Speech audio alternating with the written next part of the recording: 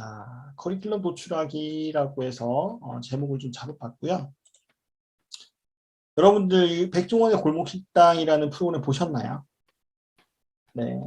이게 이제 지금 시즌 2 되면서 좀 형식이 바뀌었죠. 예전 또 그림이긴 한데 하나 사례를 하나 좀 보도록 하겠습니다. 혹시 마이크 소리가 적지 않았나요?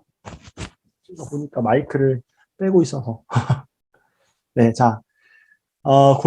백종원의 골목식당이라는 프로그램을 한번 보도록 하겠습니다. 이 사례 보셨는지 모르겠는데 한번 영상 하나 보고 시작을 할게요. 백종원 선생님 표정이. 네. 그래서 이게 이제 중식당이거든요. 신흥시장이라는 곳에 이제 중식당에서 그 중식당 대표님이 사장님은 이제 요리를 하시고요. 예, 요리를 하시고 아까 그 직원은 홀서빙을 보통 했었어요. 계속 그렇게 진행을 했었습니다. 요걸 사례를 통해서 제가 좀 뭘 말씀드리고 싶으냐면요. 일단 요 중식당 문제점은 이런 것 같습니다. 직원이 뭘 해야 되는지도 모르고 그것을 알려주지 못한 게 문제가 아닐까라는 생각이 들어요. 근데 보통 우리 소상공인분들 거의 대부분 이러지 않을까 싶어요. 특징적인 거 아니라 뭐 이렇게 보면 직원을 채용을 했다. 소상공인 입장에서 지원을 채용을 했다 했을 때 교육 막 특별히 하고 계신 분들 많지는 않으신 것 같아요. 그죠? 네. 그리고 네, 그래서 포스 같은 거 기기 다루는 것도 뭐 편의점들끼리는 요즘에 아르바이트 많이 한 친구들이 있으니까 그거 따로 뭐 알려주시는 분들도 계시겠지만 뭐 그것도 잘 하시는 분들도 계시고 이런 측면에서 교육 자체가 많이 일어나지는 않은 것 같습니다. 그럼에도 불구하고 아까 이 백종원 대표가 했던 것처럼 교육이라는 게 분명히 필요하죠. 필요하다라는 측면인 거고요. 그러면 이제 조금 이제 전환을 해서 역량이라는 것이 뭔지를 한번 규정을 해보겠습니다. 역량. 여러분들 역량이라고 하면 네, 어떤 게 떠오르시나요? 역량이란 과연 뭘까요? 채팅으로 한번 글 남겨주실 수 있으실까요? 과연 내가 생각하는 역량이란 뭔지. 네, 일을 수행할 수 있는 능력. 네, 강민희 선생님. 과제를 해낼 수 있는 힘. 네, 역량. 직무 수행 능력. 네, 어떤 일을 해낼 수 있는 능력. 내가 가지고 있는 여러 능력. 좋습니다. 여기까지 한번 들어보겠습니다. 좋습니다. 말씀하신 게 역량 맞아요. 역량 맞는데, 일단 제가 이 소개해 드릴 부분은요. 우리가 체계적인 부분, 체계적인 관점에서 교육학에서 이야기하는 역량을 좀 소개를 해드리도록 하겠습니다. 역량은 보통 이렇게 이야기합니다. KSA다. 역량은 KSA다. 한번 해볼까요? 역량은 KSA다. 네. 크게 역량이라는 것은요, 세 가지로 구분을 할 수 있는데요. knowledge, 지식, 네, 머릿속에 뭔가 있는 그런 지식들 차원, 그 다음에 스킬, 네, 기술이죠, 기술. 그 다음에 attitude, 태도입니다. 이렇게 구분을 합니다. 이렇게 구분을 지어서 얘네들을 통합하는 게 종합하는 개념이 역량이다. 이렇게 이야기합니다. 선생님들 일반적인 지금 정해 주신 내용 있잖아요. 이런 게 틀린 게 절대 아닙니다. 다만 이제 요렇게 공통적으로 교육학에서 이야기를 하고요. 여기 이 구분에 의해서 뭐 뒤에 어떤 여러 가지 이야기들이 되기 때문에 역량이라는 것은 KSA다. 이렇게 기억을 해주시면 좋을 것 같아요. 지식하고 스킬을 어떻게 구분할 수 있을까요? 한번 좀 생각해 볼까요? 지식하고 스킬을 어떻게, 태도는 좀 구분하겠습니다. 그죠? 사람의 어떤 인품이나 이런 거에 따라서 아니면 의지에 따라서 나타나는 것 정도로 생각할 수 있는데, 지식과 기술, 어떻게 구분할 수 있을까요?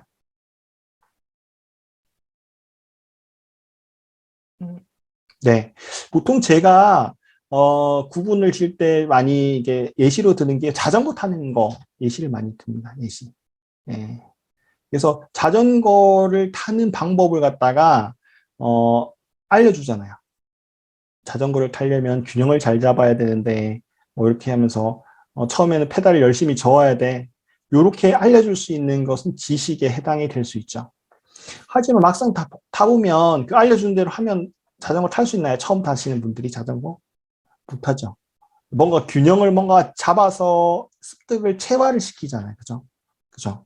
네, 요런 게 기술이라고 할 수 있을 것 같습니다. 그죠? 우리 흔히 말하는 뭐 금손, 똥손 이런 이야기 하잖아요. 똑같은 어떤 교육을 받고 뭔가 만드는 교육을 받았음에도 불구하고 어떤 사람은 정말 잘 하고요. 그죠? 어떤 사람은, 진짜 저 같은 사람은, 만들었는데 이게 보잘것없이 만들어지고 뭐 이런 것들이 있는 것 같습니다. 물론 타고난 기질도 사실 어떤 성향이나 어떤 기질도 사실 있겠지만요. 사실 스킬, 이 기술이라는 부분은 훈련의 어떤 것과 양과도 좀 비교한다고 생각할 수 있겠죠. 이런 측면에서 이게 지식이냐, 기술이냐, 태도냐 이런 것들을 구분을 좀 잘 할 수 있어야 된다. 이렇게 이해를 하시면 될 것 같습니다. 이게 뒤에 이제 기회가 작성하는 부분들 있잖아요. 이런 부분에서도 많이 이야기가 되는 부분이에요. 예, 많은 이야기가 되는 부분이고 기획안 먼저 미리 좀 말씀을 드리면 기획안 작성할 때 이 강의 내용이 지식을 함양하기 위한 거예요? 아니면 기술을 함양하기 위한 거예요? 아니면 태도 변화를 하기 위한 거예요? 여기에 따라서 활동이 달라져요. 활동. 학습 활동이 달라진다는 거죠. 지식을 습득하기 위한 거는 지금처럼 제가 이렇게 강의를 하면 되죠. 무엇을 알려주고 좀 생각할 수 있는 시간을 주면 되죠. 근데 스킬을 습득하는 거는 어떻게 해요? 진짜 연습을 해야 되는 거죠. 연습을. 그죠? 연습 시간도 드리고 해야 되는 거죠. 실습이 포함이 돼야 된다는 거죠. 그죠? 태도와 관련된 것들은 사실 어떤 지식 전달하는 강의는 맞지가 않겠죠. 그죠? 뭔가 인사이트를 줄 수 있는 경험담을 누군가 이야기해 준다거나 이런 것들이 사실 필요하잖아요. 예, 그래서 이것들이 명확히 구분이 되어 있어야지 교육 내에 이게 지식을 함양하기 위한 건지 기술을 함양하기 위한 건지 태도 변화를 하기 위한 건지가 명확하게 규정이 되어 있어야지 뒤에 학습 활동들이 그에 맞는 학습 활동들을 설계할 수 있다. 이런 측면에서 이해하시면 돼요. 이해가 되셨죠? 자, 요 정도까지 일단 요거는 설명을 드릴게요. 자, 그리고 이제 보면 직무기술서라는 게 이제 나오는데, 여기에 이제 내용이 뭐냐면, 회사에서 우리가 이 어떤 일을 수행하는 사람들이 어떤 일을 하고, 어떤 역량을 길러야 하는지를 명시해 놓은 게 직무기술서다라고 이야기를 합니다. 뭐, 영어로는 job description이라고 이야기해요. 어떤 직무에 대해서 상세하게 기술해 놓은 문서, job description, 직무 기술서 이렇게 이야기를 합니다. 자, 한번 보시면 자, 네, 이렇게 있죠. 일단 직무 개요라고 해서 하는 일이 있고요. 여기에 요건 사항들이 있어요. 요건 사항들. 요 능력들이 있죠. 네, 그래서 전공은 어떤 전공이어야 되고 이 일을 하기 위해서 어떤 전공이어야 되고 여기서 지금 이제 교육인사 직무입니다. 경영학이나 교육학이나 사학 전공자들 이해해야 되고, 그 다음에 여기에 대한 지식들, 이론적 지식, 실무적 지식을 이렇게 갖추어야 된다라는 요건들을 명시를 해놓은 겁니다. 그래서 이제 회사에서는요, 보통 채용을 할 때, 막 임의대로 채용을 하진 않고요. 요 기준에 의해서 채용을 해요. 그래서 보통 요건들이라고 해서 요 규정을 여기는 뭐 이론적 지식, 실무적 지식이라고 되어 있는데요. 역량 측면에서 아까 앞서 소개를 해드렸던 지식, 기술, 태도 측면으로 이렇게 구분을 하기도 합니다. 회사마다 조금 달라요. 그래서 그런 것들을 규정한다라고 이해를 하시면 돼요. 네, 직무교실서라는 게. 그리고 이 부분들, 특히 이 역량 부분이잖아요.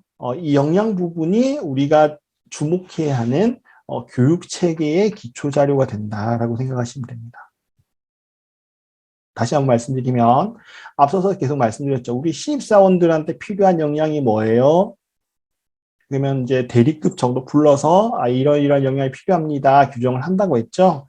그렇게 요구 분석을 통해서 정리된 문서가 요거다, 요 부분이다 생각하시면 되는 거예요. 이해가 되셨죠?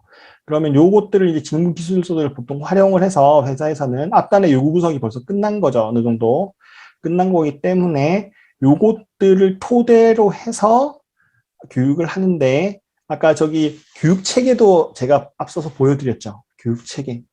회사의 기업에서의 교육 체계. 그래서 직급이 이렇게 나와 있고 사원부터 뭐 주임, 대리, 직급이 왼쪽에 있고 어떤 교육을 해야 된다라는 그런 것들이 나와 있잖아요. 그게 요런 걸 토대로 해서 만들어진 거다 생각하시면 돼요.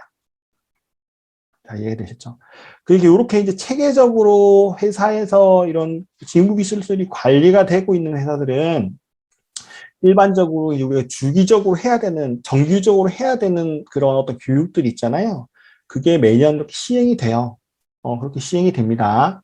그러면 이제 추가적으로 이슈가 발생했어.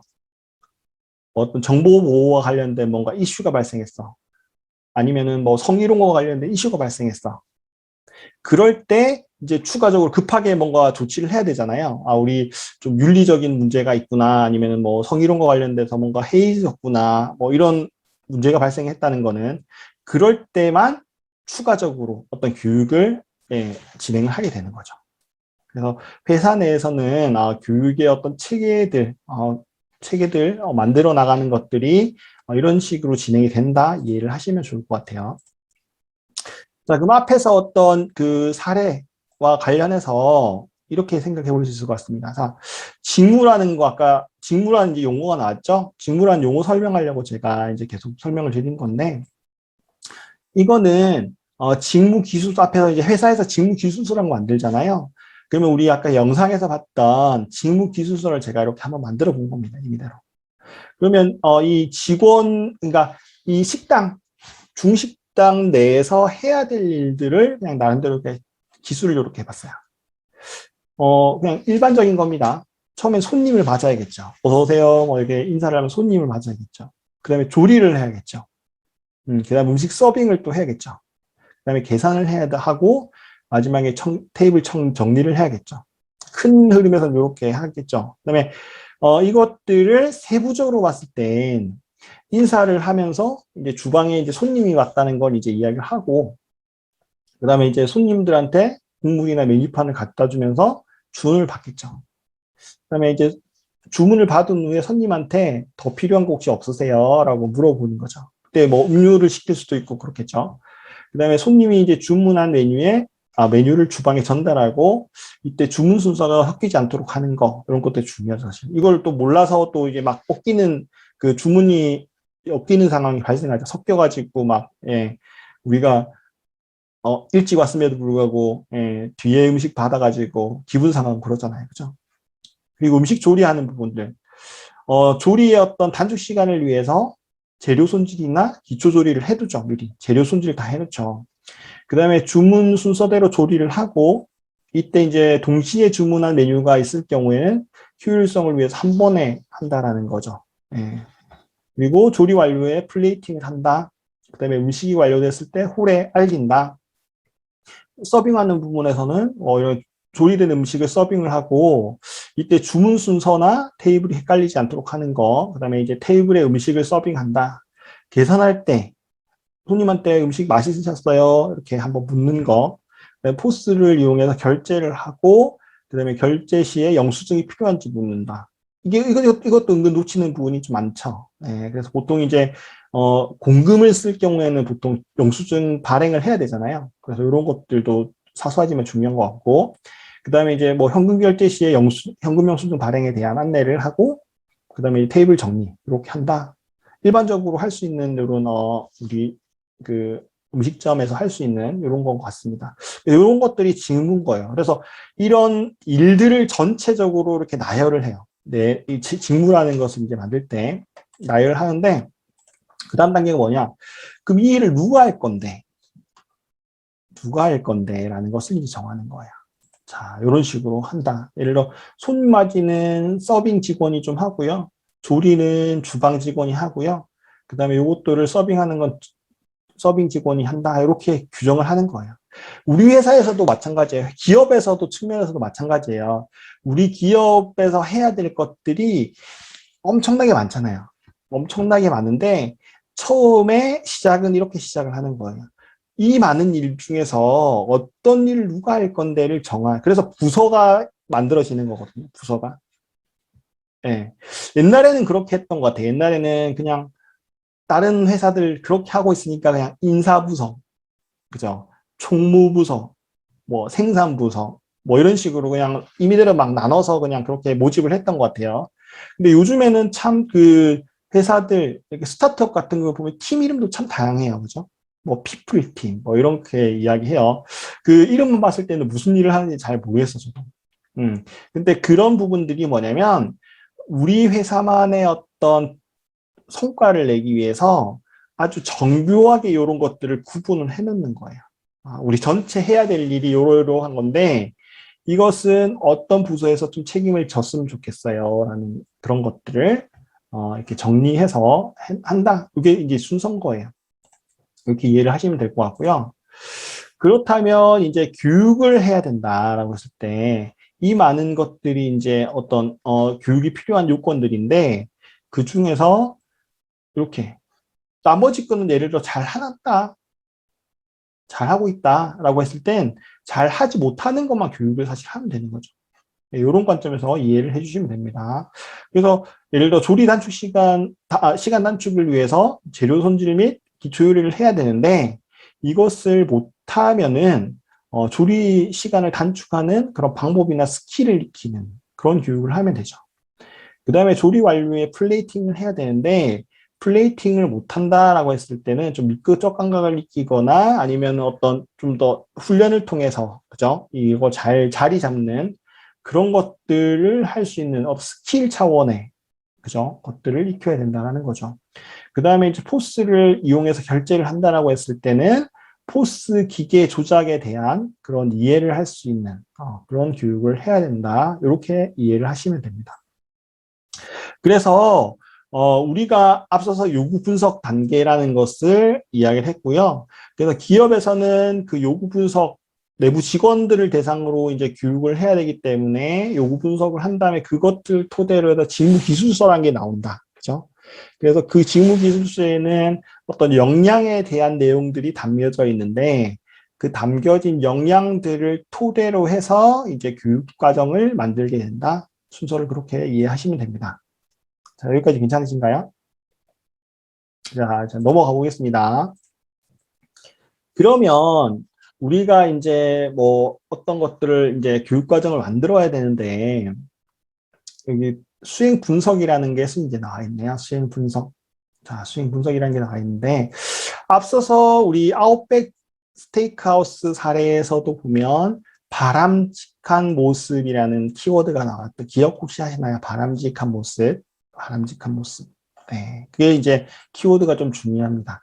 이는 바람직한 수행 수준이라는 게 중요하네요. 바람직한 수행 수준. 자, 바람직한 수행 수준에 대해서 좀 이야기를 할 텐데요. 바람직한 수행 수준이라는 것은 우리가 이상적으로 생각하고 있는 수준, 이 일을 하기 위해서는 요 정도 수행을 하면 적정하다는 거예요. 적정하다라는 수준인 겁니다. 이해가 되셨죠? 아까 아웃백 스테이크 하우스 사례에서는 우리 기본적인 가이드 정도의 그 원가를 절감할 수 있는 수준 이 정도 생각하시면 될 것 같아요. 그럼 기본적으로 우리가 아까 뭐 중식당 사례에서도 보셨듯이 그 직원은 이 수행 수준은 훨씬 미달하는 수준이에요. 수준 2에 해당되는 거였죠. 그럼 요거는 미달 수행이기 때문에 수행을 미달하는 거기 때문에 분명히 교육이 필요하다라고 그렇게 이해를 당연히 이해할 수 있겠죠. 그런데 한 가지 제가 좀 질문을 드려볼게요. 예를 들어서 실제 수행 수준보다 요거를 높이 목표를 잡는다라고 했을 땐 어떨까요? 이게 교육에서 아니면은 효율적인 측면에서 긍정적일까요? 아니면 부정적일까요?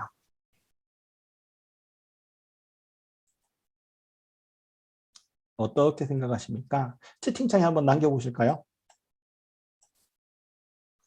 부정적이다. 강송선님, 부정적이다. 그때 달라요. 그때 다르다. 네. 그렇게 생각할 수 있겠죠. 그때 다르다. 자, 조금 이제 말씀을 좀 드리겠습니다. 일단 결론부터 말씀을 드리면 좀 부정적인 측면이 강합니다. 왜 그러냐면 자, 우리가 기본적으로 생각하고 있는 수행 수준, 요 정도 수준을 잡았어요. 그죠? 그러면 요 정도 되면 어쨌든 수행하는 데는 문제가 없어요. 문제가 없는 상황입니다. 그런데 추가 수행 수준으로 해서 교육을 갖다가 요거보다 좀 더 많은 내용을 좀 알려주기 위해서 많은 내용을 담았다고 했을 때 어떤 일이 발생할 수 있냐면 투입되는 비용이 발생을 해요. 금전적인 비용, 특히 시간적인 비용이 발생을 하죠. 그렇죠. 예를 들어서 바람직한 수행 수준 정도의 교육을 하기 위해서는 한 10시간 정도 교육만 하면 돼요. 10시간 정도를 하면 되는데 요거보다 더 높은 목표의 어떤 수행 수준을 하기 위해서 한 12시간짜리 교육을 제공한다라고 하면 2시간에 해당하는 그 직원들이 일을 못하게 되고 일을 못하고 참석하는 데 대한 비용이 발생을 하고 그 사람은 시간을 뺏게 되는 거잖아요. 예, 그리고 사람들도 이제 노력을 해서 이제 수업을 듣는 거니까 그런 부분들에 대한 비용이 발생한다. 그런 차원이기 때문에 이 초과 수행이라는 부분도 우리 교육적인 측면에서는 좀 합리적이 못한 부분이 있다. 이렇게 이해를 해주셔야 됩니다. 그러니까 우리가 가능하면 우리가 이런 수행 수준을 거의 정확히 맞추려고 노력하는 노력이 필요하다. 이렇게 이해를 해주시면 돼요. 자, 이해가 되셨습니까?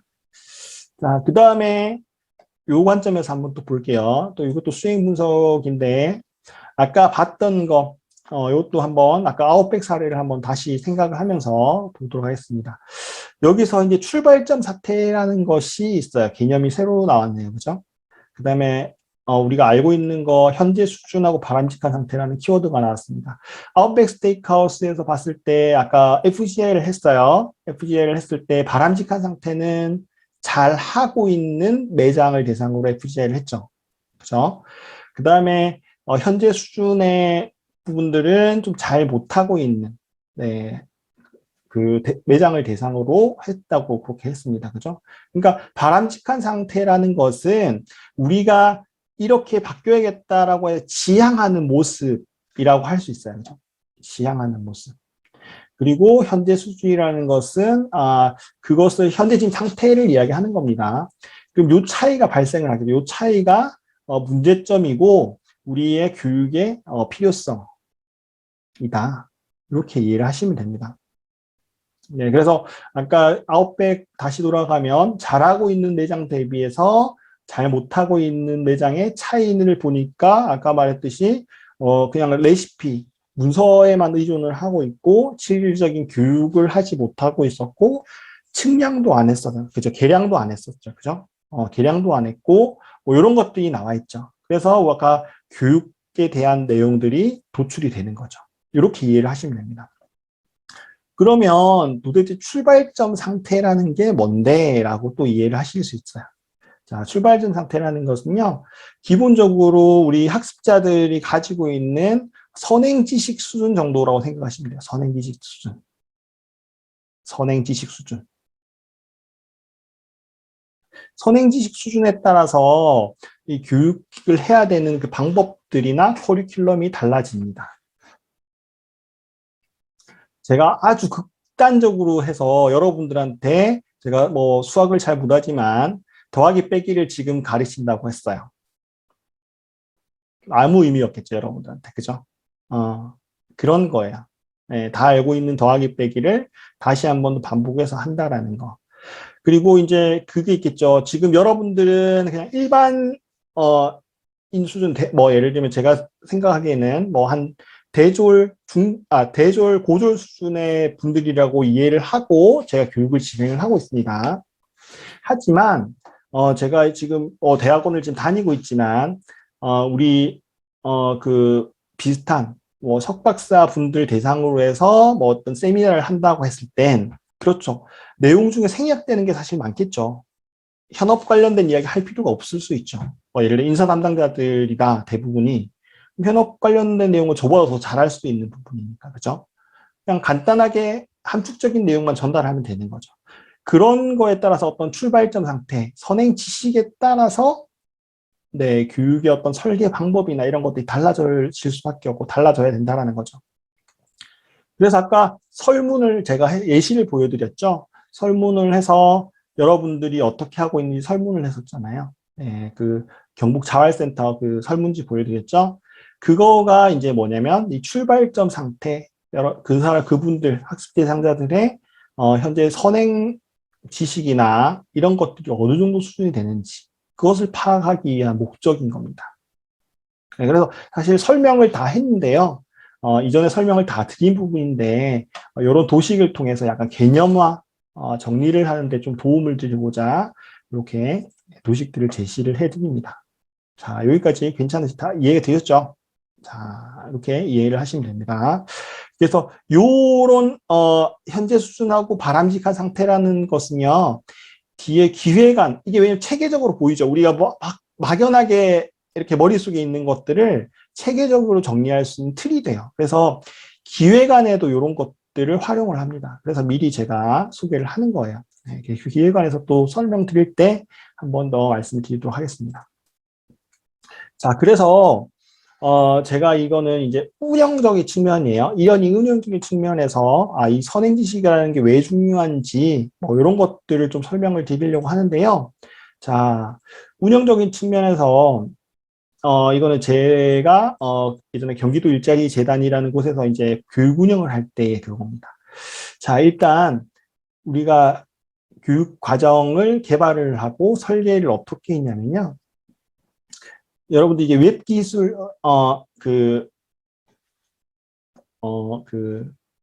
웹 기술 관련해서 HTML5라는 거하고 자바스크립트라는 거하고 뭐 이런 HTML5 API라는 거 이런 단계가 있어요.